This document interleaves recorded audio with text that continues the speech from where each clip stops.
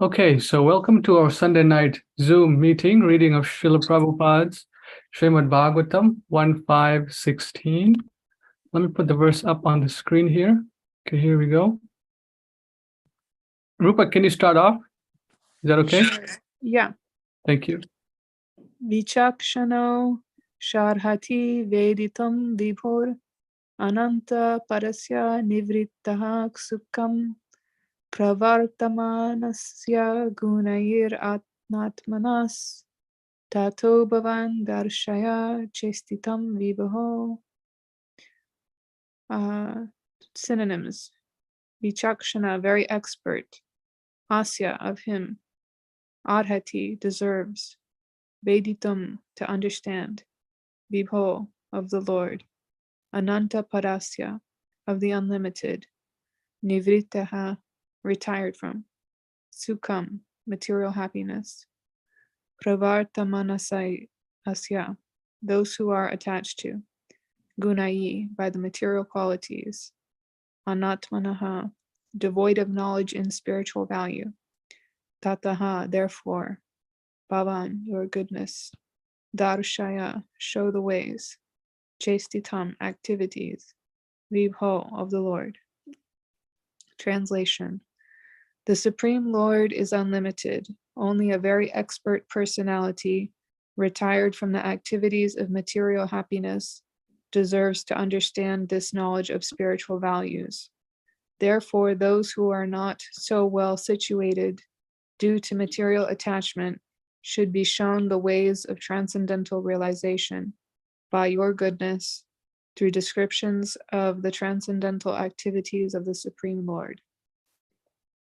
Purport: Theological science is a difficult subject, especially when it deals with the transcendental nature of God. It is not a subject matter to be understood by persons who are too much attached to material activities. Only the very expert, who have almost retired from materialistic activities by culture of spiritual knowledge, can be admitted to the study of this great science.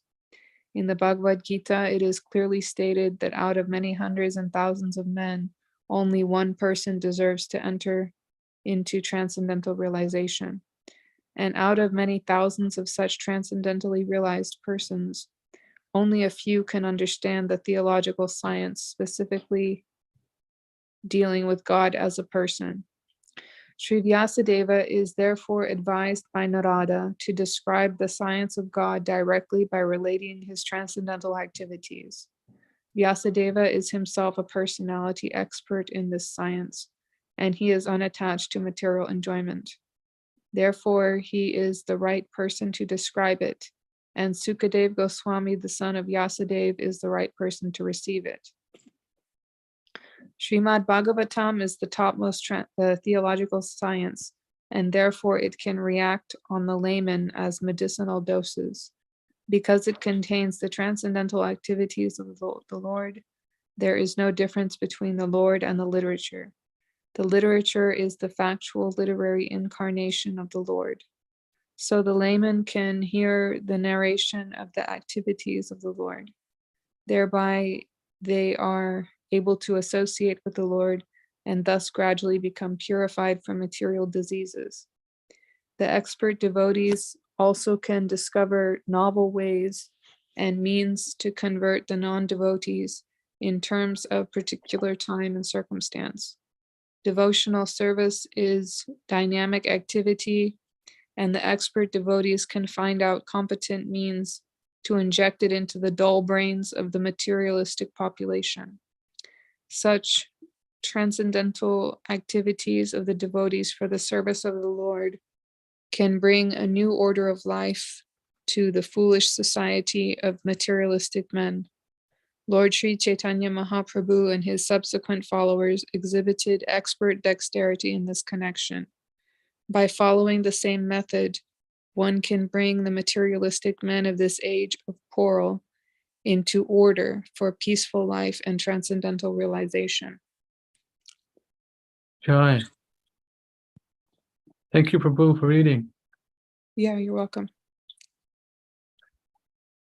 Ishan, Prabhu, any comments or any realizations you'd like to share, Prabhu? I'm just trying to gather some thoughts here. Myself as well. The only thing that comes to mind is that, as Srila Prabhupada says, that someone who's highly qualified and highly realized, he can make adjustments. How this science, how this Krishna consciousness can be injected into our dull brains, and he's done so. And sometimes it appears that there's some kind of discussion about, after Srila Prabhupada departed, that they're questioning. And I was reading one purport earlier today where Srila Prabhupada says that if anyone simply questions or tries to change anything that he has presented to us, is the greatest offense, and their spiritual life would be completely terminated, even though they're wearing neck beads and tilak. That's a very heavy purport here. So Yes. Go ahead, please. Hare Krishna. Jai, so here you mentioned devotional service is a dynamic activity, and the expert devotees can find out competent means to inject it into the dull brains of the materialistic population. So we see that Srila Prabhupada, being a pure devotee since birth, and his father also being a pure devotee, he grew up in this Vaishnava culture. And then he was also, it's very hard to describe the pure devotee. The more we, because we're so conditioned to the three modes of material nature, and we try to describe him, but it doesn't do any justice. That's why I think it's proper to just read Prabhupada's books and just see, you know, what type of literature he has written and the way he explains it so very expertly. He doesn't directly come out saying, I am a pure devotee sent by Krishna from the from Krishna Loka to give you this. But he's describing it in so many ways. And if we take him as an ordinary living entity, meaning just like you and I, Prabhupada also says one thing, that the ordinary common conditioned soul thinks like another pure devotees. For example, we think Srila Prabhupada is just like us, but more of a, you can say, you know, we classify him as a mundane personality. And this is one of the problems we are facing in the Krishna consciousness movement. Change books, change instructions. So many things have changed after 1977. So it doesn't make any sense anymore, this Krishna consciousness movement. But when you go to the source directly, to Srila Prabhupada, and if you study his lectures, conversations, letters, then it starts to make sense again. You know, for the persons who are confused, are bewildered, they need to go direct to the source, which is Prabhupada's original books, his wonderful conversations, letters. And he also preached to many big people, like church members, priests. So it is all available for the sincere soul. And here, the last sentence, Lord Chaitanya Mahaprabhu and his subsequent followers exhibited expert dexterity in this connection. So Srila Prabhupada is also doing it. It's not just Lord Chaitanya Mahaprabhu. He's doing it for the next 10,000 years. And then he says, by following the same method, one can bring the materialistic men of this age of quarrel into the order for peaceful life and transcendental realization. So my question is, knowing, like, for example, my question to the devotees who associated with Srila Prabhupada from, say, 1966 all the way to 1977, what went wrong? Ishan, Prabhu, my question to you. I mean, what went wrong, or what do you think went wrong? Is it, I mean, I'd like to hear what you have to say. It's a mystery. I mean, it's something that I think about Hmm, and I can't make any sense because it seems almost like it was a kind of a fad to hmm, become a devotee. In those days, there were lots of hippies, hmm, people who had left their schooling, people who had left their homes and families, yeah, and they could chant Hare Krishna and dance on the street. But it seems like, well, Srila Prabhupada writes, and I've mentioned it before, hmm, in his Bhagavad Gita preface, his last sentence is that if one person becomes a pure devotee, he'll consider his entire effort a success. yes, I was just reading some recorded words of Srila Prabhupada that if you don't maintain this and if you don't maintain that, the temples will close. hmm, He could foresee all of this. His major effort seemed to be to get the literature printed and safeguarded by creating the Bhaktivedanta Book Trust and making sure that legally it was protected from ISKCON. He separated it from ISKCON. He told Hansadutta that because Hansadutta asked him why he made him a BBT trustee, he said that the temples may fail, the devotees may fail, but the books must endure. So he very seriously understood the situation, and but he created a workforce for distributing his literature, but he knew what he was dealing with. Just like at the beginning, he took his male disciples and female disciples and married them, but he saw that they could not be chaste, they could not be faithful, and then he refused to perform any more marriages.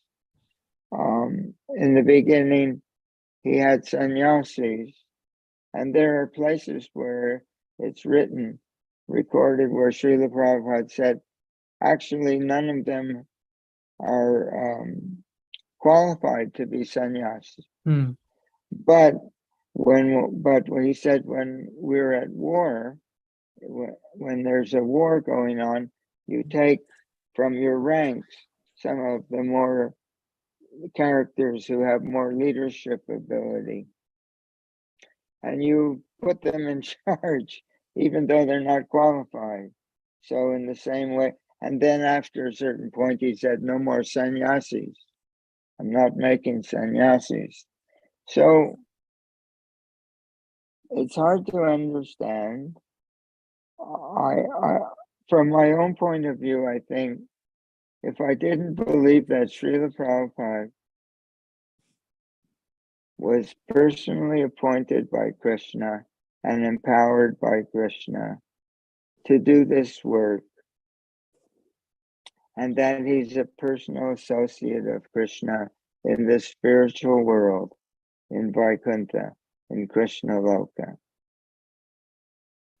And if I didn't think like that, hmm. what is the point of becoming a Hare Krishna devotee? Exactly. Joy. We wanted someone who could bless us when we're qualified and deserving someone who could bless us with total realization of the spiritual world. So if we didn't believe that, why would we join? And if we did believe that, how could we change his book? How could we change his deity worship procedures? How could we try to replace him and take his position on the Vyasa side? It doesn't make sense to me. There's no way that I can understand it personally. You're asking me, how can I explain? But I tell you the truth when I say that when I was in the temples and I saw at Mongol Arctic, for instance, all the leading figures standing at the back of the room wrapped in shutters, waiting for Arctic to end. They didn't participate in the dancing or singing. Then I would think to myself, why are these people here? I could not understand it. So I have no answer for it except that, when I speak, I may speak in very positive terms sometimes, or very strong terms, but it's not because I have any great realization. It's not because I'm an advanced. It's only because I'm trying to present the science of Krishna consciousness as much as I understand it. And I'm aspiring to become a devotee. I want to become a devotee in spite of who I am and what I am. I want to make that clear. I don't want to pretend anything. I'm a neophyte devotee, and I'm trying to understand what is this Krishna consciousness and who is Srila Prabhupada and how we're to go forward he wanted very, very much for us to read his books. He wanted a class every morning and he wanted a class every evening, 365 days a year. And by the time I left the movement, there was no more evening class. Oh. It just didn't exist anymore. So what can we say? I don't understand. I know that when I visited Alachua temple 5 years ago, I would go into the temple at night and give Bhagavad Gita class, and nobody showed. And there are some over 1,000 devotees live in that area, so-called devotees. So it just seems to be the way that, and we have to understand how very neophyte we are. We're actually what Srila Prabhupada called Prakrita Bhakta, means materialistic devotee. Our hearts are filled with material desires. And but at the same time, we have some attraction to the idea of Krishna consciousness. So, but we're very, very beginner, very, very beginner. And all of these people who are taking the role of guru, they're all neophyte, completely neophyte. If they had any advancement whatsoever, they would understand who is Srila Prabhupada, and they would never try to take his position. Or change his books. Or change his book. Inconceivable. It's inconceivable. But it seems to be what happens in this world. And it says that when the Acharya leaves, but he's so attractive when he's here, walking among us. People are so attracted to him, and they all want. Everyone wants his association, and but it doesn't. It's not strong enough because because we're not strong enough. He's strong enough, but we're all little babies. Krishna consciousness is only for those who are akinchana gochara, means materially exhausted. It means we've tried everything to be happy and we still cannot. And we're just desperate for spiritual knowledge. And then it can begin.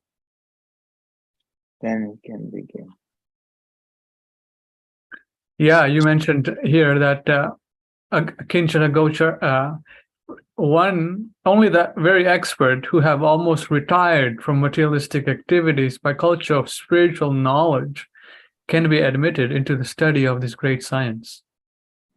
So basically, that's what you said, that one must be very detached from materialistic activities by culture of spiritual knowledge. Not just detached, but by the spiritual knowledge that's given by Srila Prabhupada. So, and then you mentioned also this. You mentioned that point out of. That's it. Yes, Prabhu. Let's look at that again. It is not a subject matter to be understood by persons who are too much attached to material activities. Only the very expert who have almost retired from materialistic activities. But how have they almost retired from? By culture of spiritual knowledge. But how does one get that? In other words, if we have enough spiritual knowledge, then we can be released from our from our attachment to material activities. But how do we get that spiritual knowledge? So, therefore, Srila Prabhupada keeps saying that Krishna consciousness is a science, and how to proceed is a science. And if one actually understands that science and begins to apply it, then they can become gradually detached from our material desires. It's a process. It actually works. But very few understand how that process works. The first and most important is that one must have a living relationship with a self-realized soul. Here's what I was reading tonight, okay? Yes. Srila Rupa Narottam Das Thakur writes a poem, a bhajan. It's in our songbook, Sri Rupa Manjari Pada. Right. In the sixth, okay, I'll read the verses. They're very short. The lotus feet of Sri Rupa Manjari are my treasure, my devotional service, and my object of worship. He's taking Rupa Manjari as his guru. They give my life meaning, and they are the life of my life. They are the perfection of rasa, and they are the perfection worthy of attainment. They are the very law of Vedic scripture for me, and they are the meaning of all my fasts and penances and my silent utterings of my mantras. They are the basis of religion and activity. He's talking about the lotus feet of his spiritual master. He says, by the purifying process of favorable devotional service, one will attain perfection, and with these two eyes be able to see. Now, listen to this. His transcendental form, he's talking about the form of his spiritual master. His transcendental, who's not even present anymore on the planet in a visible form. His transcendental form is shining like moonlight in my heart. Okay? And my heart therefore shines and reciprocates. Now, let me read that again. He's talking about his spiritual master who is departed. And he says, his transcendental form is shining like moonlight in my heart. And my heart therefore shines and reciprocates. Now, where have we heard this before? I was referring previously to Nectar of Devotion, chapter 12, where Srila Prabhupada quotes that demon, what Hiranyakashipu was talking to Prahlad. Association is like a crystal stone that reflects whatever is placed before it. And Srila Prabhupada said, if the mirror of the heart has to be clean, really clear and clean, then our heart can receive the emanation of the vibration coming from the pure devotee and reflect out again. That's it. Now here's the same thing in different words. His transcendental form is shining like moonlight in my heart, and my heart therefore shines and reciprocates. So what does reciprocate mean? That we're giving back to Srila Prabhupada what he is giving to us. Prema bhakti yaha hoite, avidya vinashayate. From him, Krishna prema emanates. And by him, if we catch it, by him ignorance is destroyed, which is what we were reading in this purport, that if one takes to the scientific process and applies it, and we were reading there, those who have almost retired from their material activities because they're culturing spiritual knowledge, they can be admitted. So if we look at, and that will make them free from the material. So Srila Prabhupada writes in 434 of Bhagavad Gita, inquiry, submission, and service. Inquiry, submission. So submission means to receive. It says, what is he receiving? He says he's receiving that his transcendental form is shining like moonlight in my heart. That is submission. When we're sufficiently submissive, we'll feel Srila Prabhupada's presence within our heart. And my heart therefore shines and reciprocates. In other words, with the spiritual enthusiasm that we imbibe from Srila Prabhupada's presence, then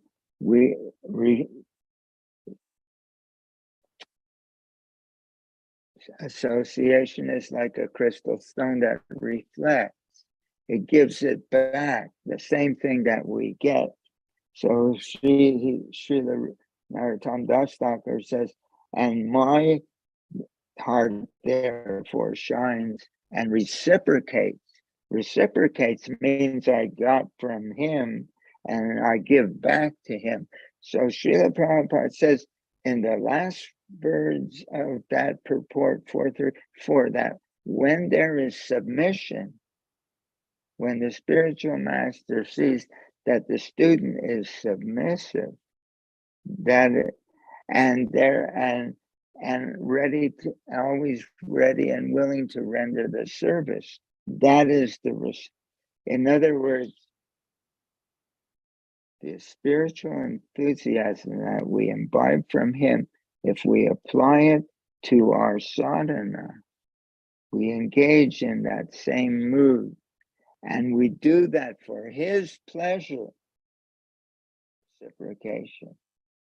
So Srila Prabhupada says, when the student is always submissive and ready to always ready to render service, then the reciprocation of inquiry and enlightenment becomes perfect. That is really, now this is the science of Krishna consciousness. But who understands it like that? Is thinking, oh, he said, don't do this, chant 16 rounds, do this, and don't do this. That's all good. But without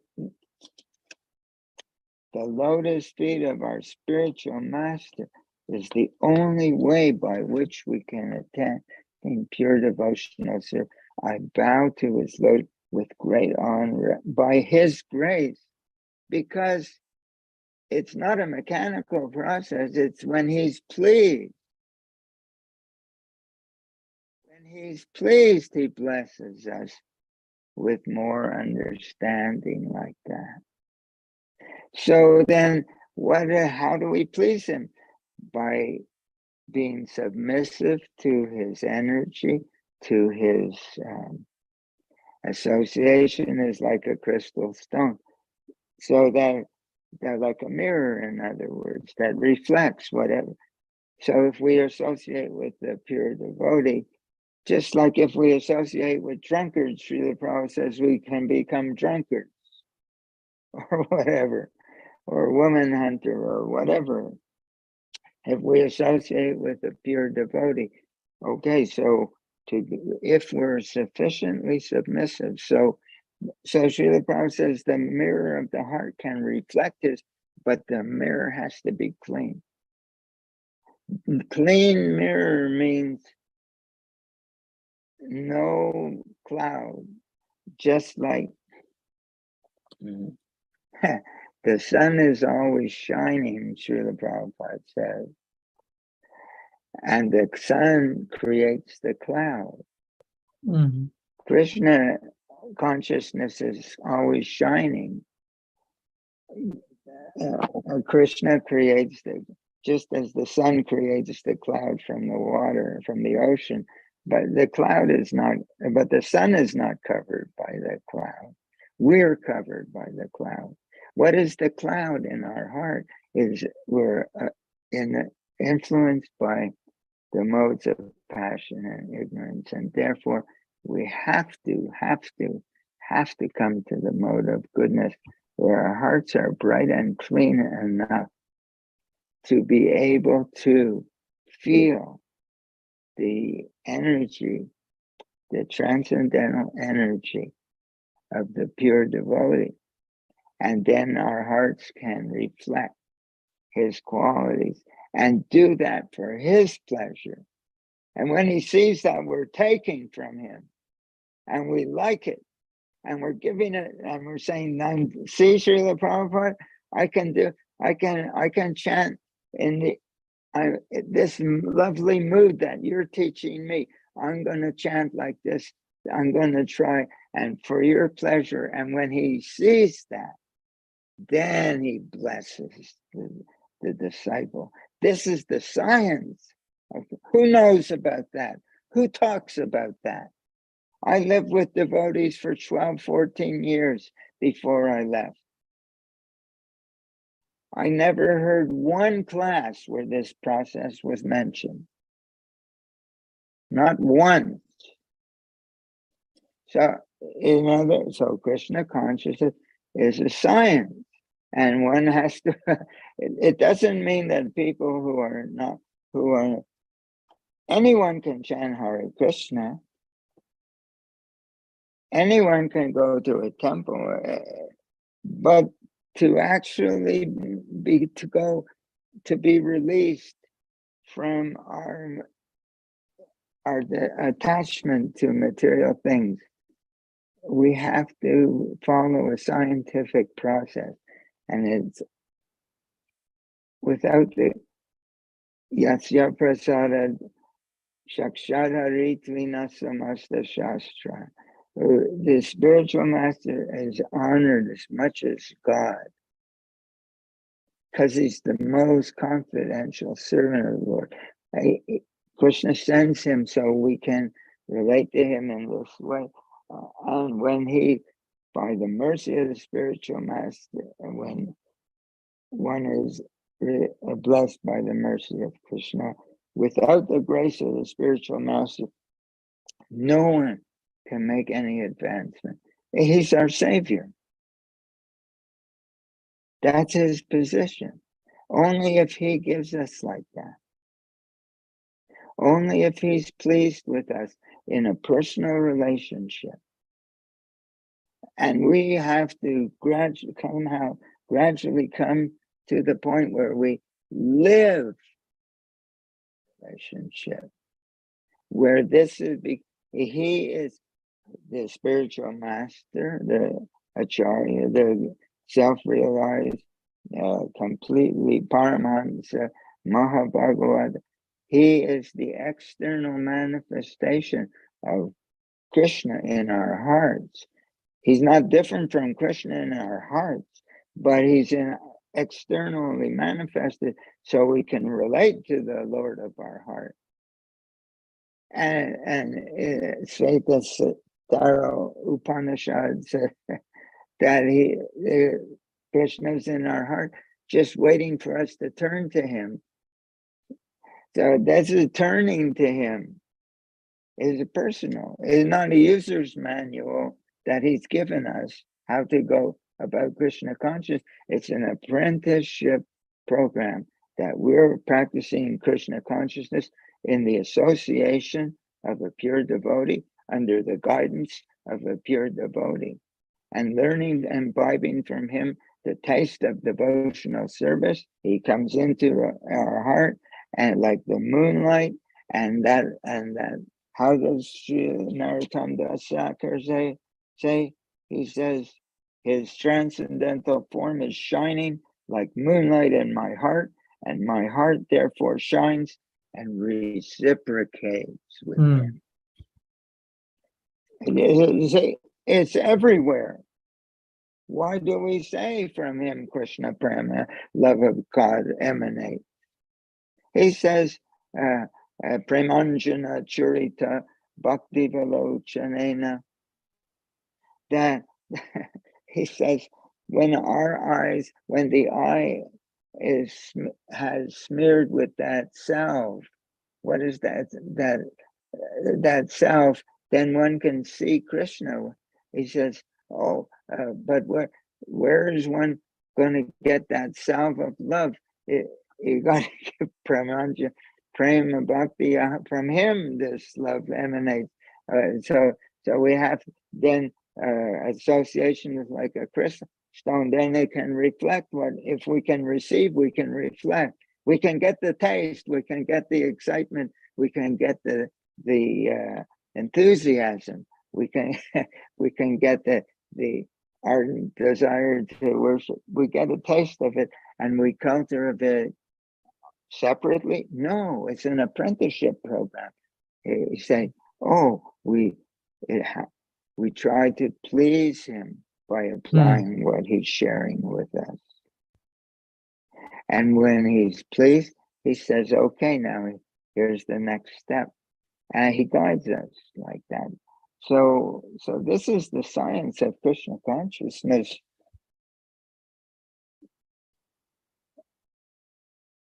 I'm gathering quotes more and more. Page 81 in my songbook. What does he say? That was 81. Where's the other one? Oh,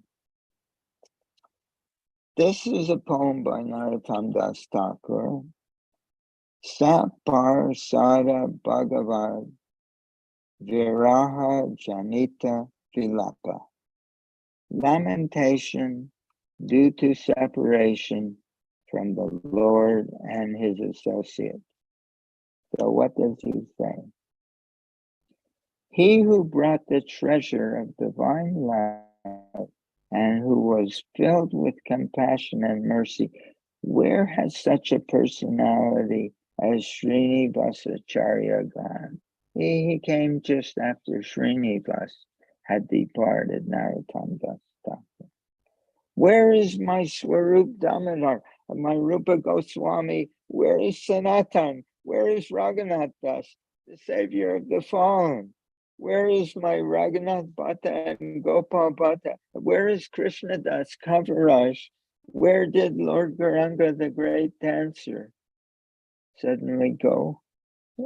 I will smash my head against the rock and enter into the fire. Where will I find Lord Gauranga, the reservoir of all wonderful qualities? Being unable to obtain the association of Lord Gauranga, accompanied by all these devotees, in whose association he performed his pastime, Narottam Das simply weeps. Okay, so on the one hand, we have these wonderful expression of feelings of wanting to associate intimately. And on the other hand, we have statements that the Vani is more important than the Vapu. How do we kind of reconcile such opposite statements? Reconcile them by understanding that we are so fallen that we do not know what it means to associate with a pure devotee. Therefore, at least follow instructions. We are so fallen that for us to associate with a pure devotee in person, we can only be offensive. Therefore, Srila Prabhupada writes again and again on a nectar of instruction that, why does he write like, we should not try to evaluate the pure devotee by his external appearance. We should try to understand the heart of the pure, his devotional feelings. But we can't do that because we're not even pure enough, purified enough to open our hearts and feel his presence. Therefore, he said, therefore, never mind, because they're all wanting to see Srila Prabhupada going from one center to another, and everybody wants to see Srila Prabhupada, and his personal servants are like guards at the door to keep them all away, so Srila Prabhupada can do his translation work and write his commentaries, his purports. Because we don't know how to associate. They didn't know how to. So those who were with him the most became the greatest offenders. Who were with him the most, because what the Srila Prabhupada said, I have 20, 30 quotes on my computer. The pure devotee should not be taken as an ordinary human being. The pure devotee should not be taken as an ordinary human being. He's I read one that he'd be as powerful as Krishna if Krishna wants, he said. Srila Prabhupada read that he can do things that no one, and then he says, his heart, another purport, his heart is always filled with 8 ecstatic symptoms, but he keeps them inside. He doesn't show them publicly. He doesn't want them. Why? Because we're so fallen that the next thing you know,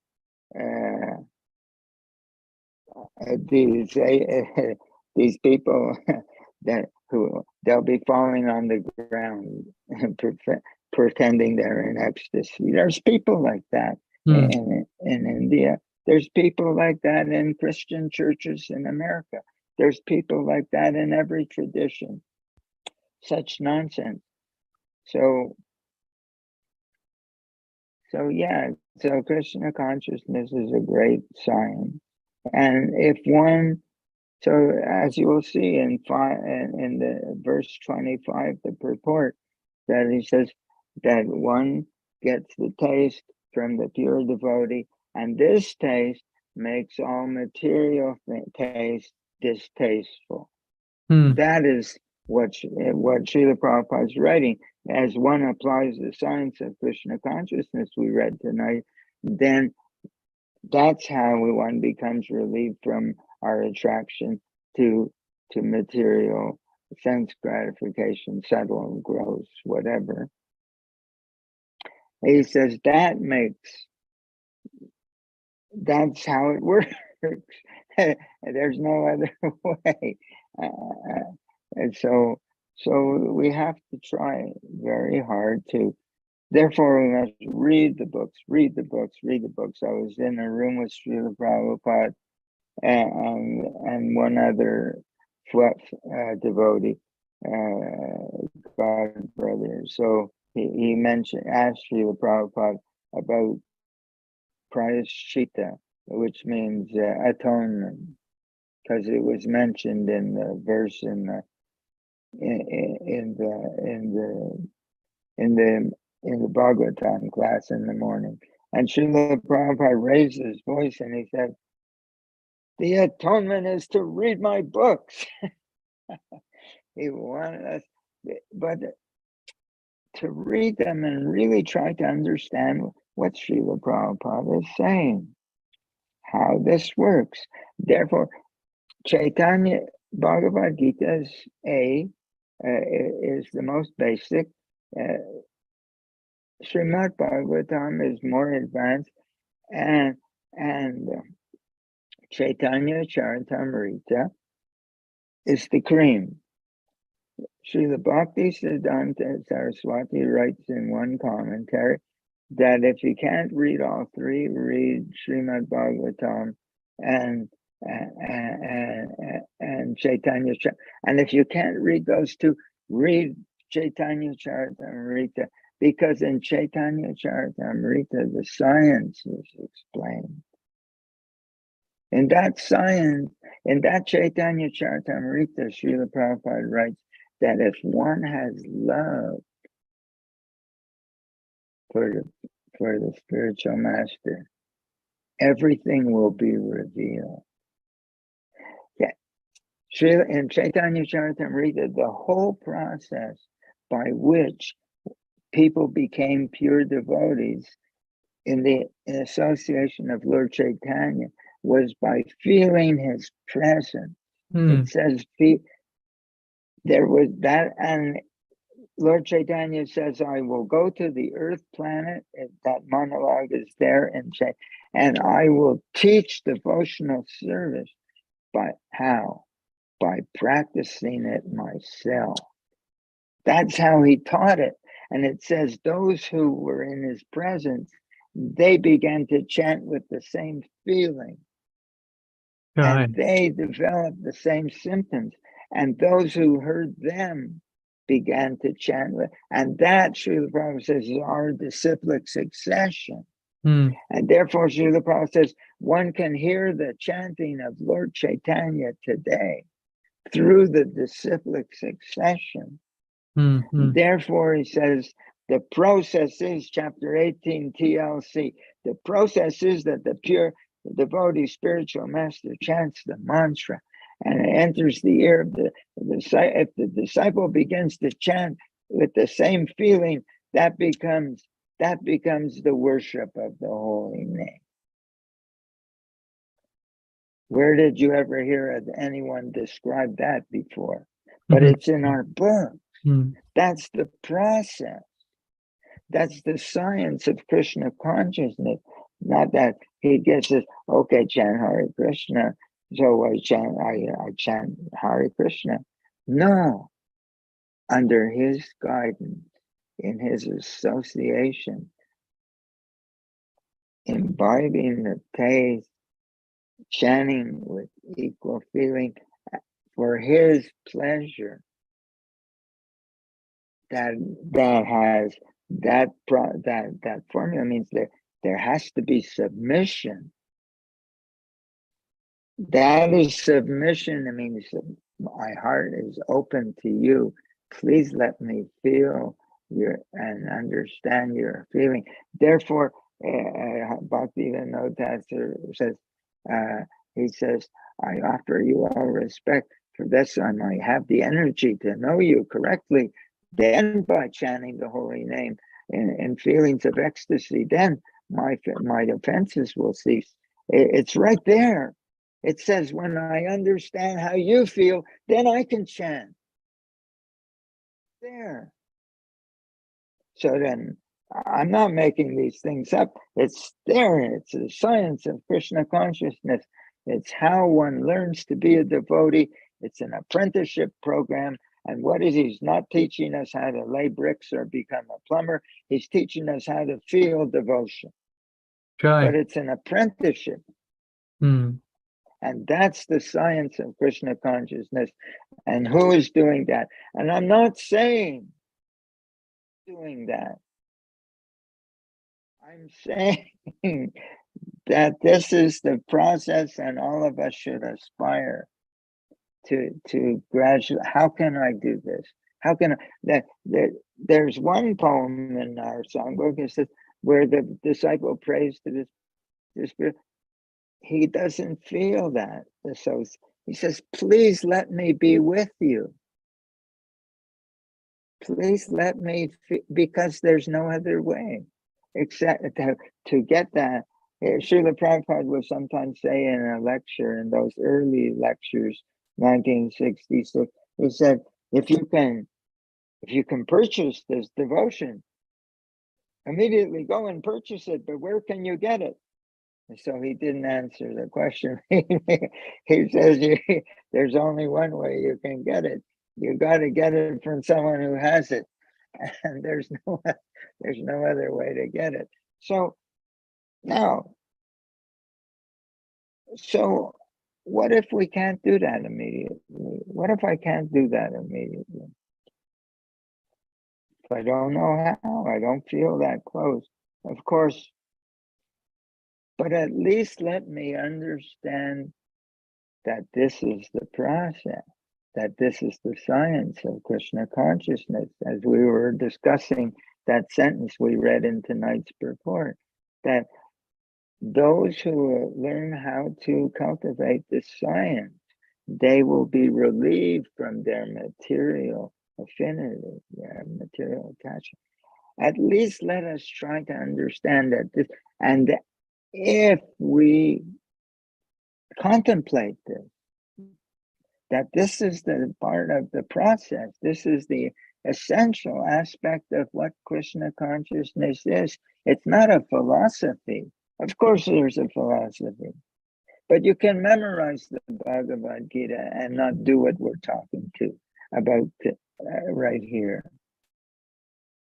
I know devotees who have memorized the whole Bhagavad Gita, but they don't know about this. So at least let us try to understand and say, God, and pray to Srila Prabhupada. We can pray to him. We can say, I don't know, but I want this. Ask him once a day, how do I get closer to you? That enough to be able to understand your heart so that I can become a devotee too. So that my heart can be the mirror of my heart, the mirror of my mind, the mirror of my heart. I can reflect prema bhakti from you, Krishna. Love of Krishna emanates. How can I get close enough to you so that I can also feel like this and apply like that in my sadhana and try to please you in that way? How can I do that? So in the beginning, like doing any science, we have to learn what is that science? So this is the science, this is the essence of Krishna consciousness. But he's so attractive. Just like Krishna is all attractive. Pure devotee is so attractive that so many people become attracted to him. Thousands became attracted to him. Yes. But they never understood who he was. And they never understood the science of Krishna consciousness. And that's why they've all gone off on the. That's why they've all gone to hell like that, trying to take his position. What? How ludicrous! How ludicrous! What can they give their disciples? They don't know Krishna. They have no love of Krishna in their heart. They openly admit that. They can repeat Srila Prabhupada's instructions. They can't bless their so-called disciples of Krishna because they don't have love of Krishna themselves. But they don't understand this basic point. Okay. So I had a conversation with one of the Indian leaders. He's a Prabhupada disciple. He's based in India. And me, Narayan straight asked him that, Vashugosh Prabhu, you're supporting all these gurus, but what do the gurus give you? The man said, realized knowledge. And Narayan Prabhu countered that. He said, you can get that off Srila Prabhupada's books. Why do you need a guru for that? Then he couldn't answer that question. In the same thing, Narayan was pushing the point that what are you getting from this guru? And this person said, transcendental knowledge. And Narayan said, oh, you can get but that. That's not, no. I'm sorry. They're not giving them transcendental knowledge. They're giving them philosophy. That's sambandha. But they're not giving. But they're not sharing their realization. They're giving they're intellectually, conceptually describing the process to their. But they can't share a realization of those ideas. No, doesn't. Yeah. So, but because they don't know the science, they're thinking that from their spiritual master, they're getting. Anyone can quote a verse from Bhagavad Gita, you or me, and. But to have realization of that,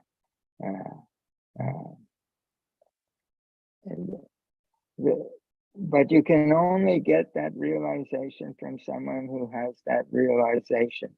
Srila Prabhupada writes in the 10th canto, a purport, where he explains that what is the relationship with the spiritual master. He says that Krishna was in the heart of Vasudeva and he was brilliant like the sun because Krishna was in his heart. And from his heart, Krishna was transferred to the heart of Devaki. And then Krishna appeared from the womb of Devaki. So Srila Prabhupada says in that purport that, I wish I could tell you,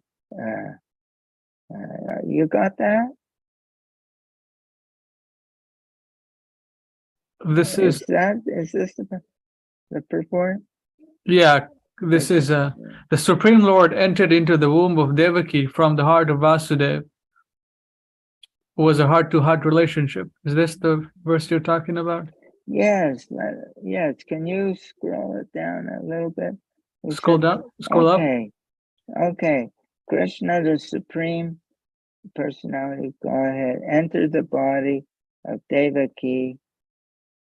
From the body of he was beyond when Krishna was there. It was not. What is 10:2:18? This is the edited one, Ishan Prabhu, 10:2:18. Let me go to 10:2:18 on the original one. 10:2:18. On the original one, Srila Prabhupada says that this is the meaning of Diksha. Yeah, so this one doesn't have it. The edited one does not. Cut that out.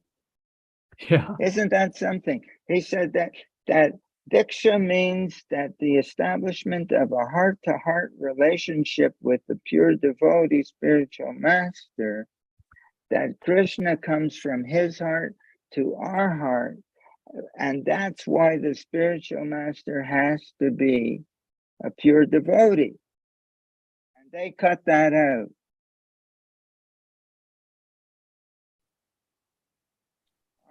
I could find it on my computer, but I would lose my connection with our site here. Here we have it on the But I screen. can. That's the. Oh, okay. We should note carefully that the Lord was transferred to Devaki not by the ordinary way for a human being, but by diksha, initiation. Thus, the importance of initiation is mentioned here. Unless one is initiated by the right person who always carries within his heart the Supreme Personality of Godhead, one cannot acquire the power to carry the Supreme Godhead within the core of one's own heart. What could be more clear? Then if we go down further, can you scroll up? Can you scroll up further so I could see the bottom of this purport? Wow, big purport. So he says, Devaki became the, he says, I don't see everything here, but he says definitely that this is a heart-to-heart relationship, and this is what we have to have with the pure devotee. So he can, oh, there it is, commenting upon this verse, Sri Viraraghava Acharya writes, the Supreme Lord's entrance into the womb of Devaki from the heart of Vasudeva was a heart-to-heart relationship. But Srila Swami said, this is what Diksha means. It means, this word initiation means not that something is done, it's the beginning. It's the beginning of a heart-to-heart relationship with a pure devotee so that our heart can reflect what's in his heart. What's in his heart is Krishna. Our heart can reflect Krishna. There's everywhere, whatever, from one book to another. But Srila Prabhupada writes in a way that unless a person is ready to hear these things or desiring enough to hear these things, it goes right over their head. What could be more obvious? That this is the meaning of Diksha. And then he says that Krishna is transferred from the heart of one who has it in his heart. And it's a heart-to-heart relation. We must have this heart-to-heart relation. Thus the importance of initiation is mentioned here, Srila. Unless one is initiated by the right person who always carries within his heart the Supreme Personality of Godhead, one cannot acquire the power to carry the Supreme Godhead within the core of one's own heart. What could be more clear? This is the science of Krishna consciousness. And I don't know if this part, if that was cut out of the re-edit or not, because I don't have the other edition. But and if they did, all hell for them. How could they dare to do such? But they are cutting it out because they're sitting on the Vyasa-san and accepting students, accepting disciples, and they cannot inject into the heart of their disciples anything because Krishna is not in their heart. How would they? What is their initiation? Some kind of nonsense ceremony. Some kind of, it's an insult to the whole Sampradaya, an insult to Srila Prabhupada, an insult to Krishna, all in the name of spiritual life. So these things can go on like that. Why? How? I can't understand. I can understand that I'm not qualified to talk about these things. But I'm trying to understand them. I'm hoping that if we discuss them enough, If something will it will inspire a desire in us, at least to how can I become closer to Srila Prabhupada? But I tell you, that is also part of the science of Krishna consciousness. Yeah, I think Hmm? what? I was No, gonna. I think of go ahead. I was thinking that Krishna consciousness is very powerful. Srila Prabhupada is very powerful. At least when Srila Prabhupada was here, even though these devotees were, did not, well, they followed Srila Prabhupada's instructions and they became very empowered to do great things, more or less, And now I'm looking at the disciples of these so-called gurus. They're hardly empowered to do anything. It's like the empowerment is no longer there. It's pretty much what I've noticed. And Srila Prabhupada tells a story, right? He tells a story, and you have to think, why does he tell these stories? He talks about, what was it? The mouse went to he said most people go to the sadhu because they want some material blessing. So the mouse went to the sadhu said, okay, what can I do for you? He said that the cat is trying to eat me, kill me. So what do you want? I want to become a cat. So the sadhu said, okay, you're a cat. Now you're a cat. So he comes back a week later and he says, what is it? What's the trouble? He says, the dog is chasing me. So he says, so what do you want? He says, I want to become a dog. He says, he blesses him. Okay, now you're a dog. And come back again and still troubled. And what is the problem? A tiger wants to eat the dog. So he says, well, what do you want? I want to become a tiger. Okay. So he says, okay, you're a tiger. So then after he become tiger, the tiger now, the mouse now is a tiger. He's looking upon the pure devotee. And he's licking his lips. And so the sadhu says, oh, you want to eat me? And the tiger says, yes. He says, okay, now again become a mouse. Punar musika bhava. So why does Srila Prabhupada tell such a story? Because we want to be empowered by him, but if we want to take his position, again, reduced to nothing.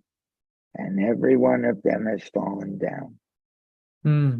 Yeah. Punar musika bhava. Again become a mouse. But why does he tell? Because that it's so deep in us. It's so deep in the conditioned soul in this world to want to be something great, to want to take Krishna's position, to want to take Srila Prabhupada's position. It's just a manifestation of our envy of Krishna. We want to be something great. Then all empowerment gone. So like you say, the devotees, what can they? They cannot, they have no power, they have nothing. So that this seems to go on from every time there is a pure devotee teaching, when he leaves, then all hell breaks loose. It's because this is the material world. We are not saints. We are all rebels. We wanted Krishna's position.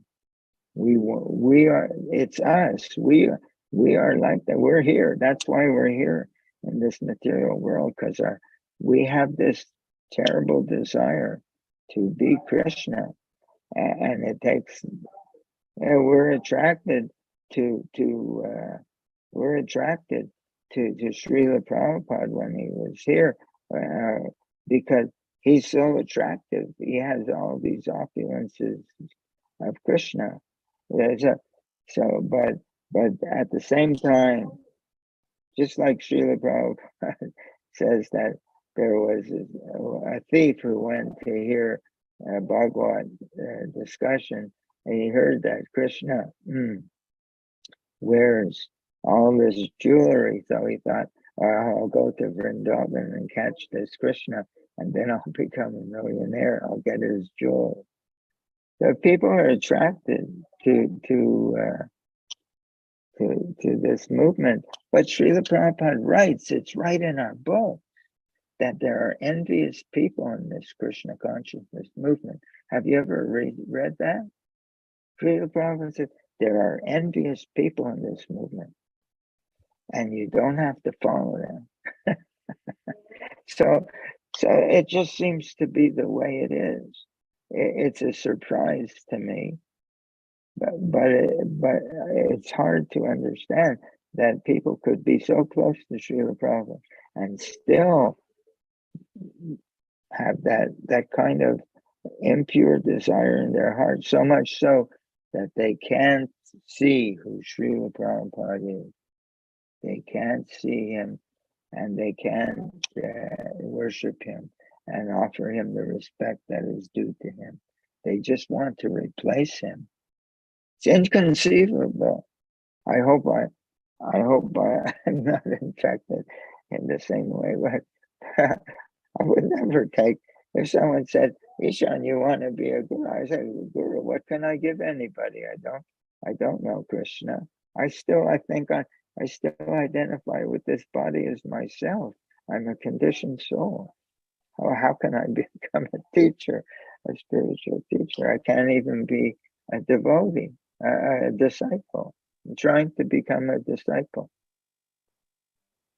So your question was, how do you account? I don't know. I don't know. But hopefully, I'm just trying to become a devotee. Yeah. Rupa manjri, Prabhu, So you had any Srila- comments? Well, I was just thinking that in this Zoom group, there have been people who are disciples of ISKCON gurus who struck me as being spiritual. So is it possible, Ishan Prabhu, is it possible for somebody to take initiation from a bogus guru, but be sincere in their heart and, follow the principles of Krishna consciousness and read Srila Prabhupada's books and chant, that they could still make advancement regardless of the lack of qualification of their guru?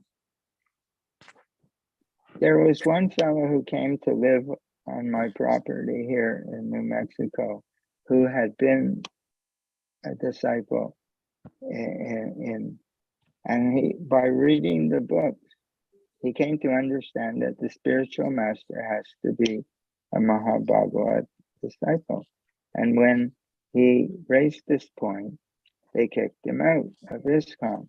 Then he came to live with me.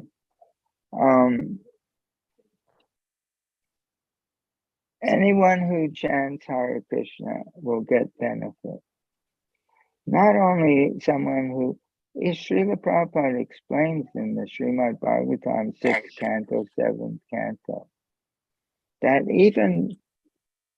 that Krishna has no conception of friends and enemies. He's equal to everyone. He gives it like a high court judge. A high court judge may give somebody $1 million benefit in a lawsuit, and he may give to another person the sentence to be hanged to death. But he has no personal feeling about either. His business is in the same way. But anyone who has any association, it says that everyone who died on the battlefield of Kurukshetra was liberated because they died in the presence of Krishna. People, so whether one comes to Krishna for the right reason or the wrong reason, any way in which they associate, they will make some advancement. Somehow or other, it's going to be in their favor. But there are other statements in our books that someone who is inappropriately presenting our philosophy or something will go to hell, etc. I'm not in a position to give it. I can see it written both ways, that these people, I wouldn't want to be in their shoes. And in other places, from what I read, that any association with Krishna is purifying. But what does the purification mean? If one becomes purified enough, the things we're discussing here tonight, they're in our book. If they're reading Srila Prabhupada's book, purification they're getting, like you're asking about, means that they'll begin to see that nobody but a pure devotee can enable them to become a devotee. Yes, anyone can chant Hare Krishna. Today, there are Mayavadis who are holding kirtan in America. There's one fellow, and he calls himself Krishna Das, and he's a big kirtan leader in America. He doesn't believe in Krishna, but he calls himself servant of Krishna, Krishna Das. So there are even people like that they don't even believe in God, but they're leading kirtan.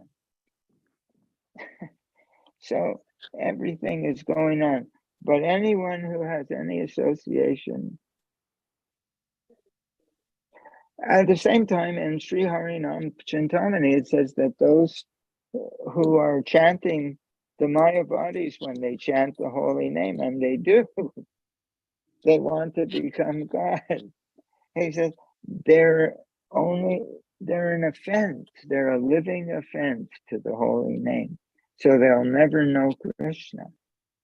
So, but then there's other things in our books. Bahunam Janmanamante, Yanavam Mam Prapadyante, Vasudeva Sarvamiti, Samahatma Sadurlava. After many, many, many, many births, Bahunam Janmanamante, after Janma, after birth, if they come to understand that Krishna is everything, then they'll surrender. So, but such a great soul is very rare. So any association along this path seems to be, we're told, is purifying, but it's to purify us to the point where we really understand what's the process that we have. Bhakya mama vijanati, I cannot be known Krishna by any other way, any other form of yoga, anything except if you love me. Bhakya mama vijanati. There's no other way. So how? But where am I going to get this ability to love their one? The lotus feet of the pure devotee is the only way by which you can attain pure. Prema bhakti ahoite. Love of Krishna emanates from the pure devotee's heart. And if we, so the purification you're talking about, maybe that'll be like that for 10 births, 1 birth, or 100 births, or 1,000,000 births, I don't know. But if they actually become purified, they'll be able to read the books and read the things we're talking about. And the things when we hear these things, we like them. When they hear these things, they're upset. They don't like them. To honor their nonsense gurus in ISKCON. And if we don't, they kick us out. That's these people. So if they're becoming purified, they're going to leave that association. If they're actually becoming into any substantial purification, they're going to leave that association, because that association is a nonsense association, because none of those gurus can bless anybody with anything, because they don't have any love for Krishna themselves. And that's the way one develops. That's the way one. Love is the means and love is the goal. So love is the means and love is the goal. And this Krishna consciousness, the means and the goal are one and the same. So the love is directed towards the pure devotee who has love, and he shares his heart with us. And in that way, we get a little taste of what Krishna consciousness is. And then we engage in that sadhana, in that Krishna consciousness for his pleasure as a personal thing. And when he's pleased, he blesses us with more understanding. And that is the science of Krishna consciousness. And it cannot be had in ISKCON, because there's nobody there who can bless anybody with anything, because they don't have it themselves. So if anyone who's in ISKCON as a disciple, if he's actually, the symptom that he's getting some purification will be that he will leave that association. He will turn his back on it and say, thank God I've been given the intelligence to see things as they are. It's a nonsense church. That's all it is. Shaitanity. It's like Christianity. It's a nonsense church. Nobody can become a pure devotee. Yeah. It's not possible. It's not possible because those people are offensive to the pure devotee. They're trying to replace the pure devotee. They're trying to change the words of the pure devotee. Trying to do everything. It has been my experience associating with the local devotees here in Sacramento that when I was associating with them, I was very new. I was accepting everything they were saying, and I saw some upliftment in my consciousness. But then after a while, I had to disassociate myself with them, and by disassociating with them, it was arranged that I got to meet other devotees who are practicing and have much more realization besides the rules and regulations and following like a manual, so that was I'm very fortunate to have experienced some of what you have said, that when you get away and then Krishna arranges for you to have a more better understanding. But that's the difference. The difference is that Krishna explained that he said, Sarvasya Chaham Hridi Sani Vishto Sarvasya Chaham. Hridi is the heart. Sarvasya. I am in everyone. Sarva means all. I am in the heart of all living beings, Krishna says in Bhagavad. Hridi Sani. Mata, from me. Smritir Jnanam Apohanam Cha. From me comes knowledge, remembrance, and forgetfulness. Krishna gives you the ability to see what's going on and walk away according to your degree of sincerity. Krishna knows everyone's sincerity level. So if all these devotees in ISKCON, Krishna is aware of everyone's sincerity, and he gives them knowledge according to their sincerity. Srila Prabhupada says If you want to be a cheater, Krishna is the greatest cheater. He will cheat you, and you will become a disciple of these cheaters. But you walked away because Krishna recognized your sincere desire as much as you desired, and he took you out of that nonsense, out of that rat trap. It's because of your sincerity. He gave you the ability to think different. And those who are not ready, So. Yeah, those who are not ready, I've noticed, you explain these things to them, they still go to the same place. So I was like, well, it seems like, it was really a unfortunate situation. Therefore, Srila Prabhupada said, Krishna consciousness is not a fad, a social convention. Just like today, you go everywhere. Wherever you go, you see people. I don't know what it's like in other countries. In America, everybody's got tattoos all over their body. All these grotesque pictures. Why? Because in their mind, this is this is a cool thing to do. This is what to be socially acceptable. This is a social. There's no discrimination, personal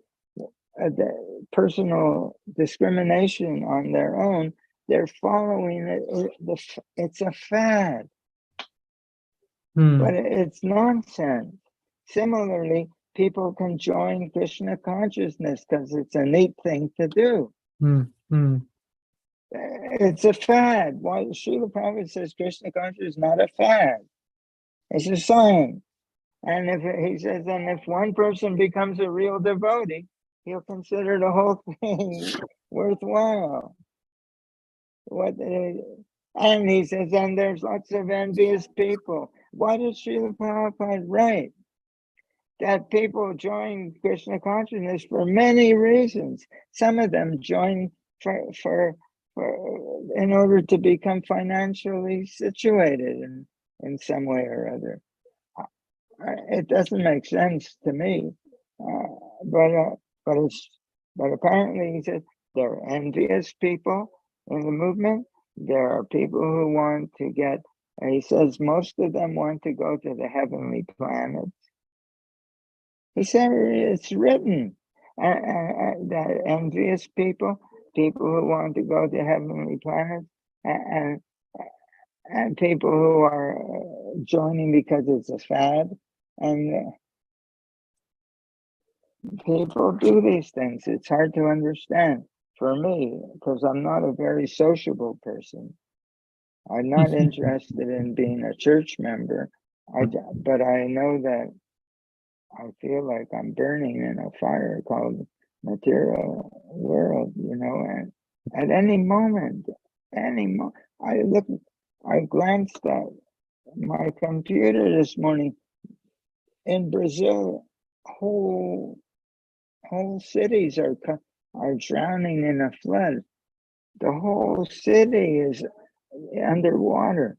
In another part of the world, that people are under volcanoes. In Hawaii, they're having volcanoes now. Yeah, it's terrible, and plagues, COVID, you name it. Somebody called my wife. She knows somebody in Arizona, and in the middle of the night, her husband rolled out of bed and in terrible pain and died of a heart attack right in front of her.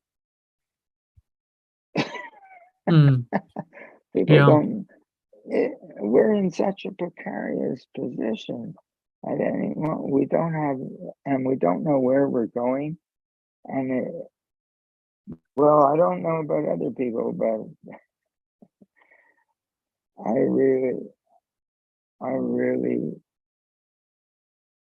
I guess I'm not so that we're supposed to become sober by suffering. You ask people today on the street, how are you doing? You meet someone and I'm doing great. Who's doing great? Nobody's doing great. We're all standing in line waiting for our number to be called, so that when death comes knocking at your door, and we're all standing in line waiting for our number. We're all going to die. Now, what great is, somebody says, oh, I have a new pacemaker, a hip replacement, and a new knee. And I, of course, I'm taking my medicine because I have diabetes. And I can't have sex anymore, but I'm thinking if I take these pills, maybe I'll be able to have sex. But I'm doing great. Who's doing great? So some devotees shared some purport. Yes. From this the Chaitanya Chaitamrita. This is Madhya Leela. Let me see here. Madhya Leela, chapter 19, verse 157. We were talking about the pure devotee, and Srila Prabhupada comments here in the purport of Madhya Leela 19, 157. When the Bhakti Lada Kripa is growing, the devotee must protect it by fencing it all around. The neophyte devotee must be protected by being surrounded by pure devotees. Here. By pure devotees. Yes. Yes. Then how many pure devotees? Go ahead.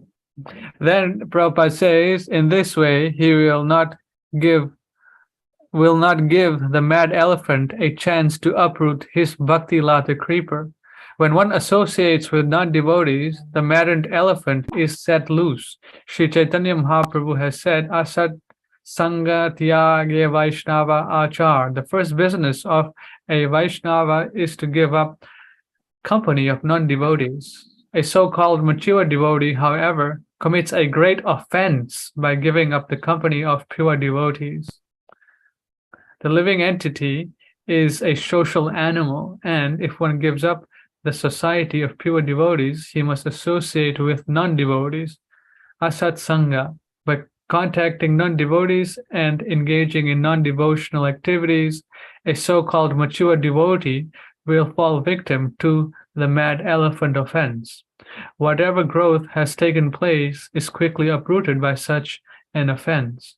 One should therefore be very careful to defend the kripa by fencing it in, that is, by following the regulated principles and associating with pure devotees. How many times is pure devotee mentioned here, pure devotees? It's like every other line. Have we noticed? Here's yes, one. Of course. Here's one, the first the one. thing is, and what is the next paragraph? Okay, let's read the next paragraph. If one thinks that there are many, yes, if one thinks that there are many pseudo devotees or non-devotees in the Krishna consciousness society, one can keep direct company with the spiritual master. And if there is any doubt, one should consult the spiritual master. However, unless one is following the spiritual master's instructions and the regulated principles governing chanting, hearing the holy name of the Lord, one cannot become a pure devotee. By one's mental concoctions, one falls down. By associating with non-devotees, one breaks the regulated principles and is thereby lost. So, but if I can interrupt, it said Yes, that yes, I would like to say that if one thinks that there are many pseudo-devotees or non-devotees in the Krishna conscious society, now Srila Prabhupada doesn't say you're wrong. On the contrary, he says one can keep direct company with the spiritual master. Now, do you think that means that if you can get in his front door when he's with us and while he's still on the planet, but after he's gone, you can't do that anymore? He says one can keep direct company with the spiritual master, and he's the spiritual master. So he's saying that, and he has some 5,000-6,000 disciples, and he's saying you can keep direct company with him. Now his secretaries won't even let you get in the front door, but he's saying you can have. So what does that mean? It means that any one of us can keep direct company with Srila Prabhupada, transcendental association. And if we have any doubts, we should consult him.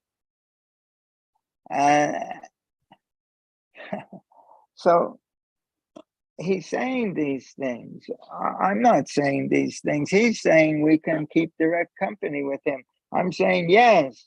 There's no other way except to keep direct company with him. How else are we going to? That's the process. It says, don't let that. Yeah, there's all kinds of fools in this movement, but don't let that stop you. Have direct association with me. Srila Prabhupada is saying that, but one has to be ready and willing to hear that. Right. Again and again, we go from purport to purport, and we'll see these things. If our minds and hearts are open, we'll see that this is the process.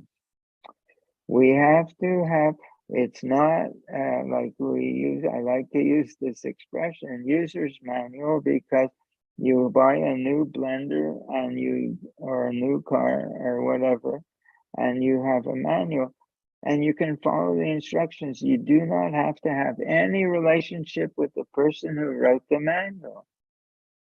But that's not the way Krishna consciousness works. Srila Prabhupada calls it an apprenticeship program. That means you're working under the direct guidance of somebody, of a master, an expert in something, and you're looking over your shoulder to see if he's pleased. And when he's pleased, he then introduces you to the next step. It's an apprenticeship program. Now, I didn't write apprenticeship program. Srila Prabhupada did. I didn't say that when if I offer him enough respect, I may have the ability to understand his heart. Then I can begin to chant Hare Krishna. I didn't write that. Bhakti Vinod writes that. I didn't write. But this is a process. This is Krishna consciousness is a science, and that's why we're trying to talk about this science. Okay, so then, how do we open our heart to Srila Prabhupada? Now, what is the difference in the mode of goodness? In the 3rd chapter, Krishna writes that when the spirit soul comes in touch with the mode of passion, the inherent love in the heart of the spirit soul, that everyone has love for Krishna in their heart. But in touch with the mode of passion, it becomes expressed differently. It becomes expressed as identification. The consciousness identifies with the body as me, the material body, and one begins to think that by pleasing the senses and by pleasing the subtle sense of the mind, without any relationship with Krishna, that I'll be happy. One feels that as a conviction, as a reality. Of course, that's how you become happy. You eat nice things, you get a good job, you make lots of money, you have your own business, you buy a beautiful house, you have beautiful women or beautiful men, you You have everything that money can buy, and your life will become perfect. And you new this, and a new car, and a new blender, and a new washing machine, and a new everything, and new clothes, and your life will. And this is the mode of passion. It means that happiness is to be obtained from things outside of myself. Mm. And if I can get them, and then there's success and failure. If I get them, oh, I have a temporary happiness. And if I don't get them, I'm frustrated and then angry. And he says, no. So he says, but if one goes to the mode of goodness, this one learns that satisfaction of the heart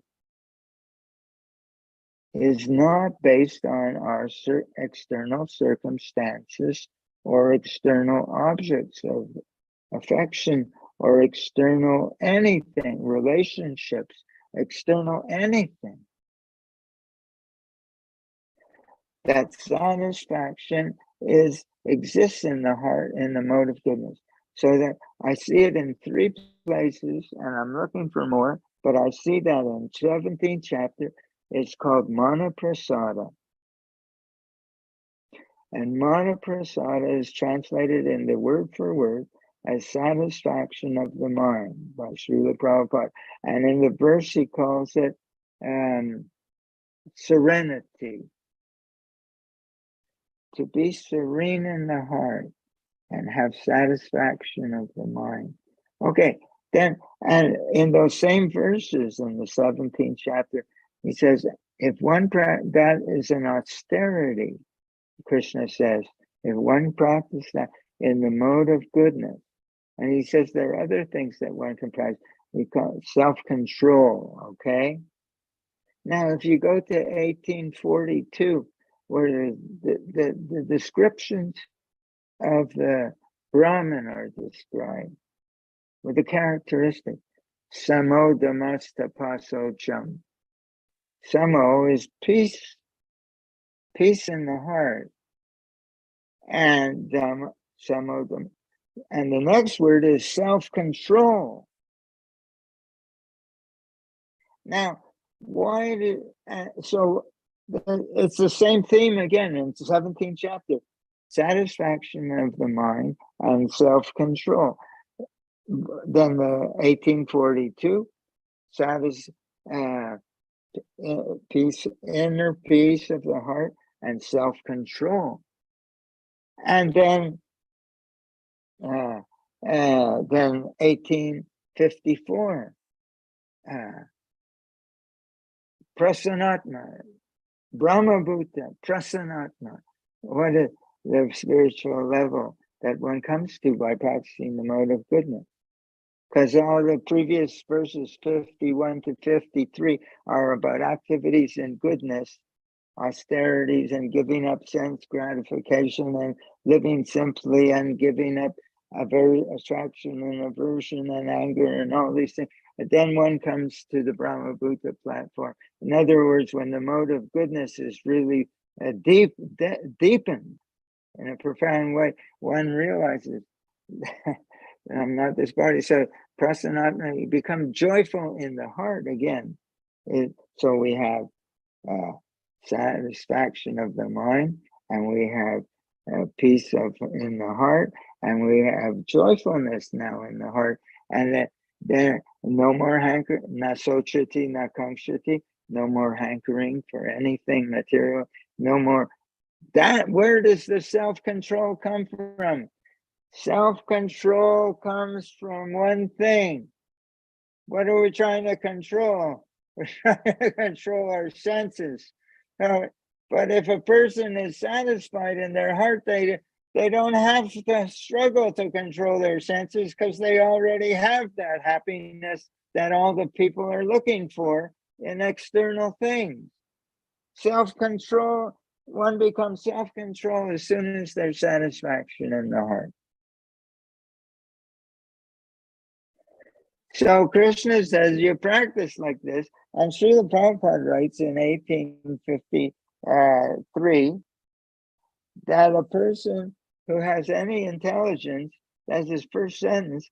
They keep themselves in goodness because it gives them that little bit of distance. Okay, so then, and Krishna says, when you get like this, then you can start to be devotional.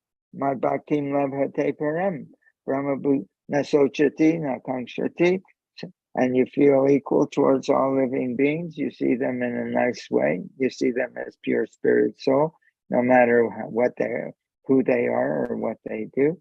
You see them equally, and you see them in terms of reality, even though those people may be an illusion, they may be the most degraded by a material standards, but that's all. That's not their reality. That's not what they really are. They're pure spirit soul. You see them like that, but before you can see them like that, you have to see yourself like that.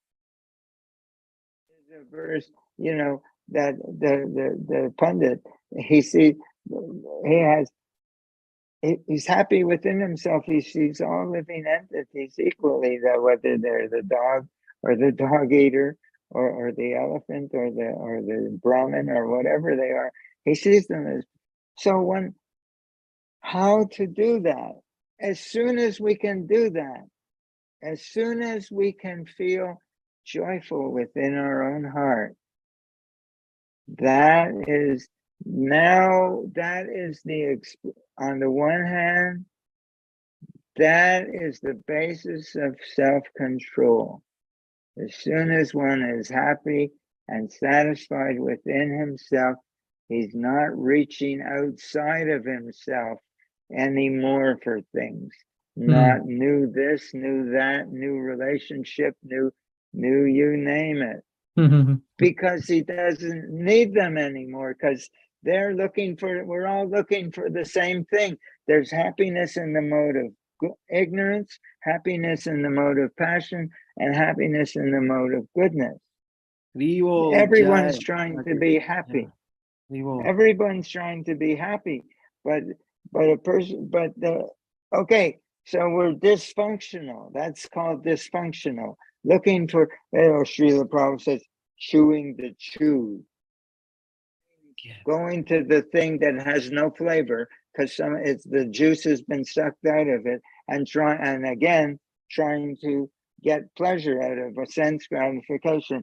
Albert Einstein said that the definition of insanity is to do the same thing repeatedly over and over, but looking for a different result. We're trying to become happy. That's insanity. So okay. So how does one get this inner? So anyone can do it. Anyone can do it.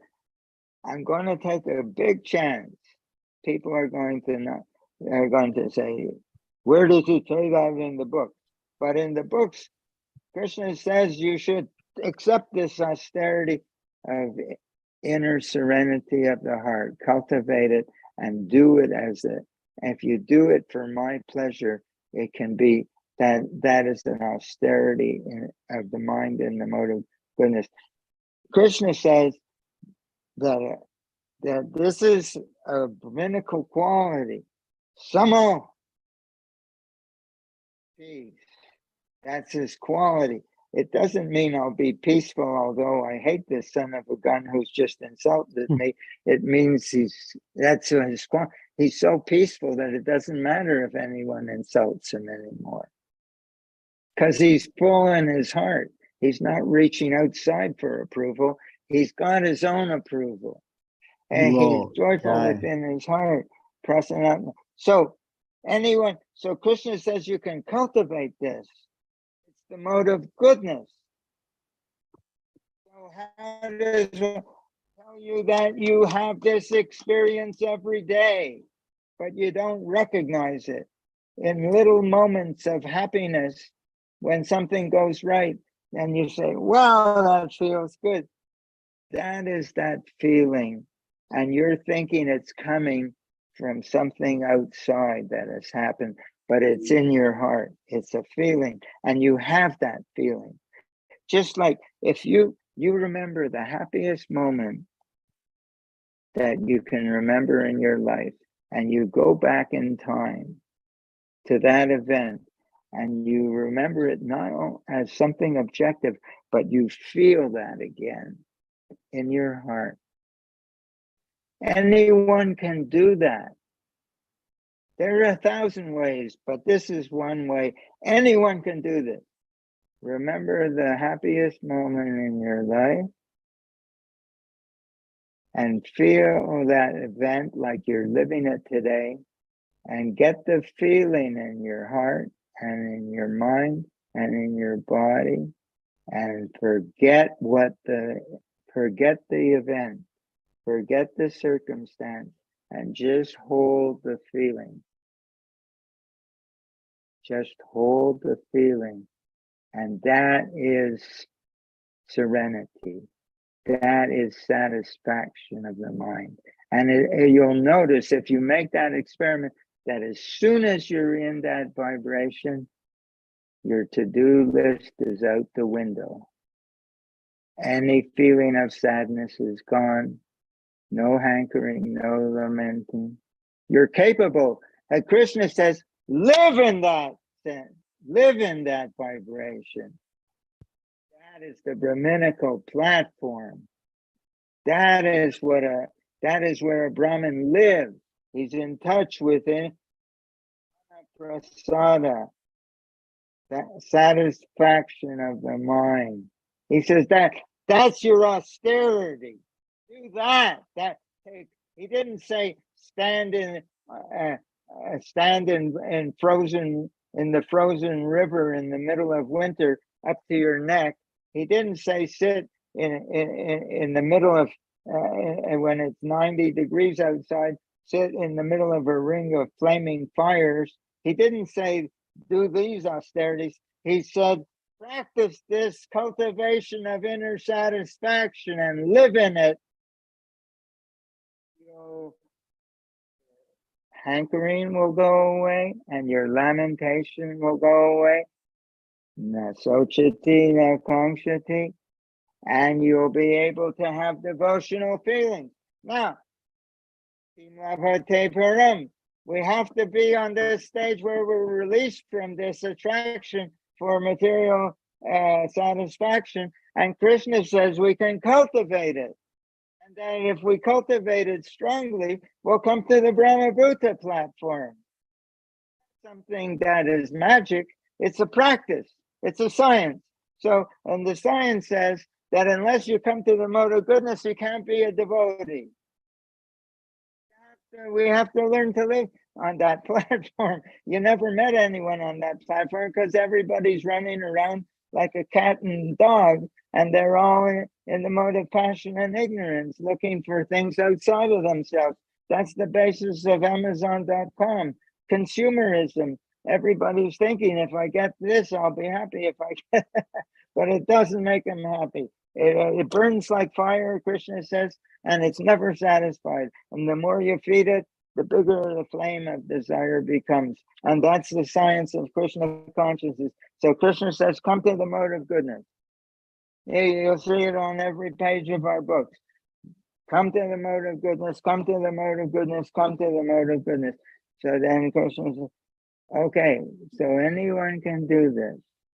And we have to cultivate the ability to live on this platform. And as soon as you try to live on this platform and you go out and do your daily business, whatever it is, shopping, raking the lawn, picking up, getting firewood, whatever you do, as soon as you're doing, you'll see that you're attached to the result. It's so hard to give up our attachment to the outcome of our activity. But as soon as you say, "Oh wow, I'm a fruitive person," but Krishna says you can't be fruitive and be a devotee, because to be fruitive means you want to be the enjoyer. You want to be, but Krishna is the enjoyer. But we were so it's so deep, but you can't see it until you actually try and live in the mode of goodness. So, well, what happens? One can do it during sadhana. Say, okay, you get this happy, beautiful feeling in your heart, and you feel lovely. When you now in this frame of mind, if you approach Srila Prabhupada in this frame of mind, you immediately feel his loving reciprocation. Right. Immediately you feel him. That's why it says association is like a crystal stone. It will reflect whatever is placed before it, but Heart must be clean. the heart has to be clean. So that is the cleanliness. To be in that mode of goodness and feel joyful within. Krishna says, when you feel like that, no such thing, friends and enemies. You wish them all well. Let them be with them. Mad bhakti labhate param. You can become a devotee. Try. Magic. It's not so that anyone can do that. Can I do it? I fall on my face 100 times a day, but I can come back to this because I know that I can. Yeah, and it's a reality. It's like you can drive your car in first gear, second gear, third. It's not. Someone says, "Oh, that's artificial. It's new age." Krishna says it's the austerity of the mind, the austerity of the heart. He says that's the Brahminical platform. Samo, first quality of the Brahmin, inner peace. First quality of the Brahmin. Try. Srila Prabhupada said, you got to be Brahminical. And Krishna says, when you cultivate it deeply enough, Brahmabhuta, you'll attain the Brahmabhuta, you'll realize that I am pure spirit soul. What does it say in Ishan Upanishad? It says, like unto the sun as am I. What, you recognize that phrase from Ishan Upanishad? He's praying to the Lord and he says that you're like the sun and I am too, because I'm spiritual nature. And people feel, oh, I'm so fallen.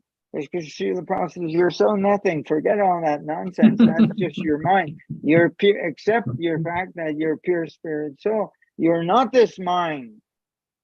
You're not this mind. It means you're not all these things. Oh, but I fell down yesterday and I overate. I became lusty. I became greedy. I took offense when someone talked. He said, I feel badly. You're wasting more time by feeling badly. The only thing you can do is give that up and feel and recognize your own inner beauty again. That's the only thing you can do to get away from being fallen, is to be Krishna conscious again. What is the key to inner peace? What? What is the key to inner peace? How do I quickly attain that? But didn't we just discuss? You feel like that every day, but you don't recognize it. Whenever you feel happiness, joy, or love, there's so many words. They're all connected. When you feel loving, you feel happy without trying. When you feel happy, you feel loving without trying. Yeah. When you feel joyful, you feel loving. And when you feel, is it like utsahan, enthusiasm? When you feel happy, you feel enthusiastic. When you feel enthusiastic, you feel happy. When you feel loving, all these, they're all different. Like the mode of goodness is like a jewel of the heart. And there are different facets on the jewel, but they're all part of the same thing. Feeling compassion, feeling love, feeling enthusiasm, feeling joyfulness, feeling loving, feeling, they're all intimately expressions of each other. They're the same. So all we have to do is Anyone can do this. Remember the most, okay, I said the most joyful or happy experience in your life from the time you can remember up to the present, and remember that event and feel it, and then forget about the event. Just feel the feeling in your mind, in your heart, and sit with it. You can sit with it for 30 seconds. You can sit with it for a minute. But this is the austerity of it. This is feeling inner satisfaction, or inner serenity, or peacefulness, or joyfulness. This is the mode a person in goodness feels this way. And as soon as they do, they feel friendly towards everybody Try. without trying. As soon as you feel this happiness in your heart, you know what love is? People think that love is elicited or invoked when you see something or somebody outside yourself, but it's not. A person who has love in their heart, no matter what they focus on, the love flows in that direction. If you see a horse, you feel affection. If you see a flower, if the love is in the heart, you see even somebody comes and they have a bad attitude towards you, you smile at them. You say, oh, they're suffering. Okay, it's time to You're wrap. my friend. Give me a hug. Give me a hug. It's Give me a time. hug. You feel like that. You feel like that. You can do it. You can do it. Anyone can do it. Okay, But it's time to it's finish. time to finish class. the class.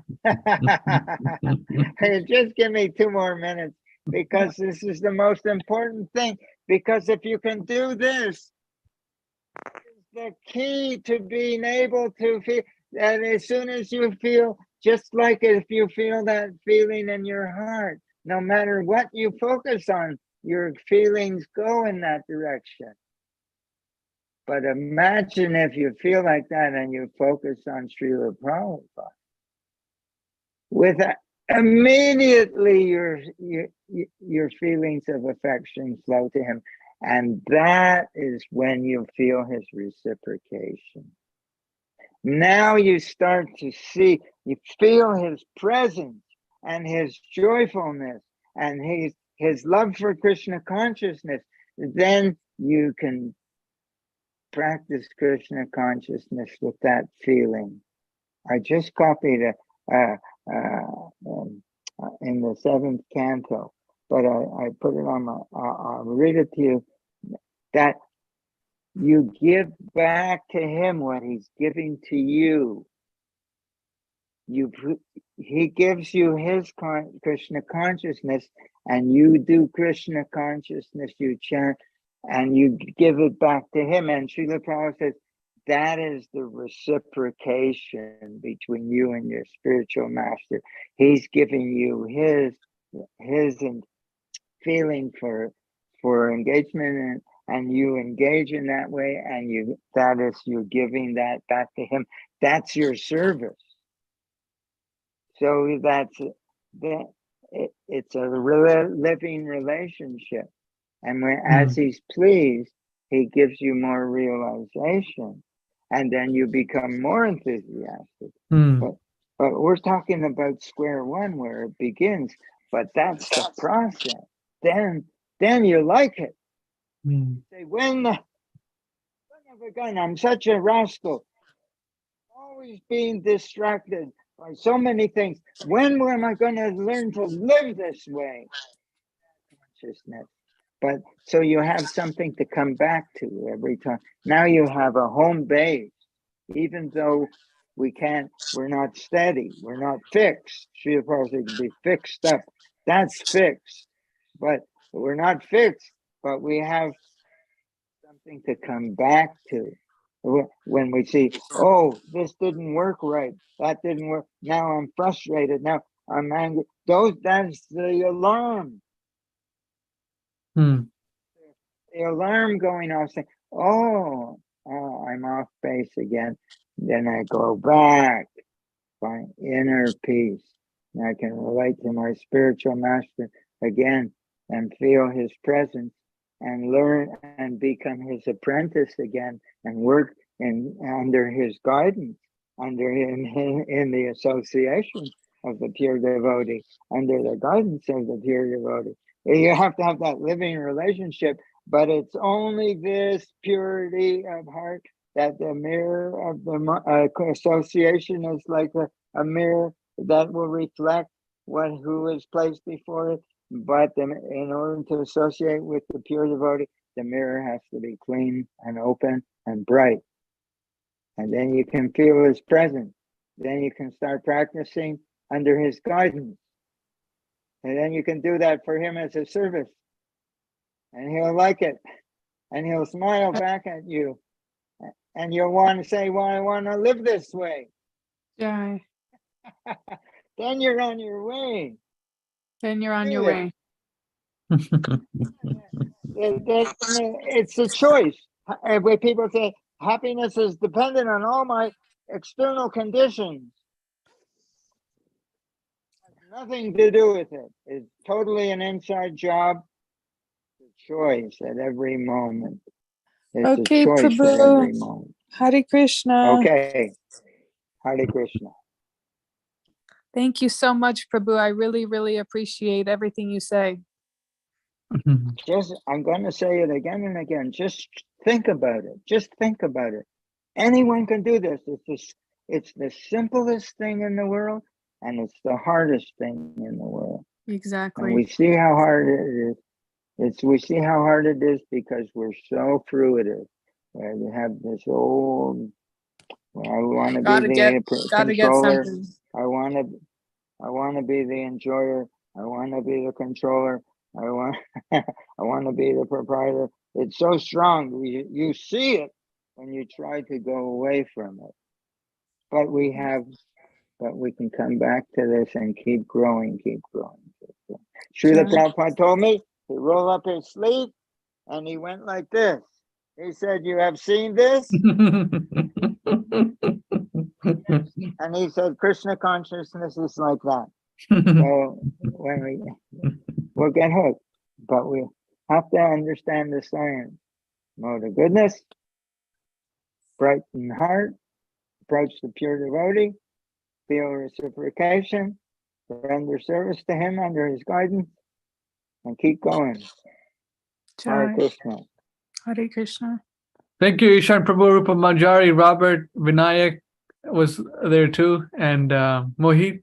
We'll continue our reading of Srimad Bhagavatam 1:5-17 next week on Sunday.